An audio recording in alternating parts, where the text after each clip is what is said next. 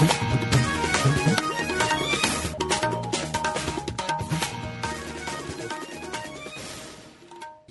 آکاشوانی پٹنہ ہے۔ اب آپ شرف الہدا سے علاقائی خبریں سنیے۔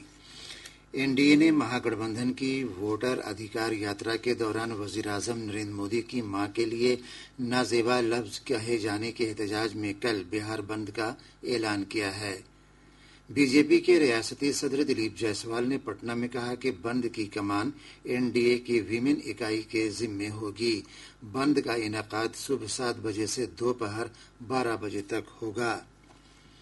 بی جے پی کے سینئر لیڈر اور مرکزی وزیر داخلہ امت شاہ کی صدارت میں آج نئی دلی میں بہار بھاجپا کی کور کمیٹی کی میٹنگ ہوگی۔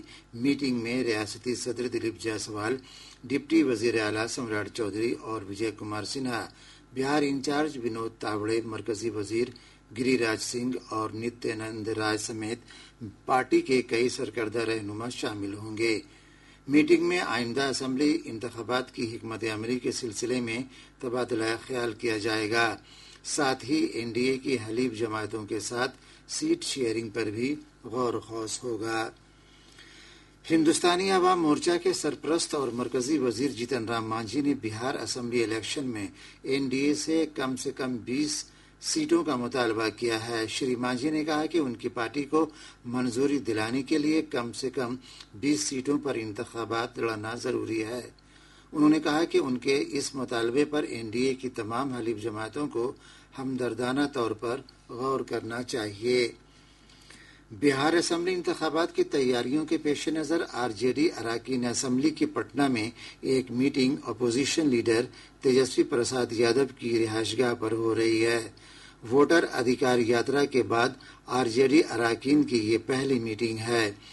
موصولہ اطلاع کے مطابق میٹنگ میں چناو تیاریوں کو لے کر حکمت عملی پر غور و خوض کے ساتھ ساتھ ووٹر ادھیکار یاترا کے دوران عام لوگوں سے ملے رد عمل پر بھی بحث ہو رہی ہے۔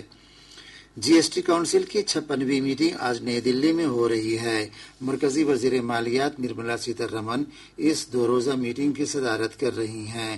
موصولہ اطلاع کے مطابق میٹنگ میں اگلی جنریشن کی جی ایس ٹی اصطلاحات پر تبادلہ خیال کیا جا رہا ہے، جس میں ٹیکس شرحوں کو سہل بنانا شامل ہے۔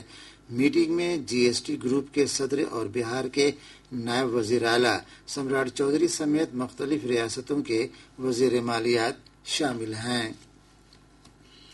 انکم ٹیکس محکمہ کی ٹیم نے کشن گنج کے ایک بزنس گروپ کے ٹھکانے پر چھاپے ماری کر کے 100 کروڑ روپے سے زیادہ مالیت کی بے نامی املاک کا خلاصہ کیا ہے۔ گروپ کی 4 ریاستوں پر واقع 40 ٹھکانوں پر چھاپے ماری کی گئی۔ بہار میں 25 ٹھکانوں پر جانچ ایجنسی نے چھاپے ماری کی۔ انکم ٹیکس محکمہ کے سرکاری ذرائع نے بتایا کہ چھاپے ماری کے دوران 1000 سے زائد املاک کے کاغذات ملے ہیں۔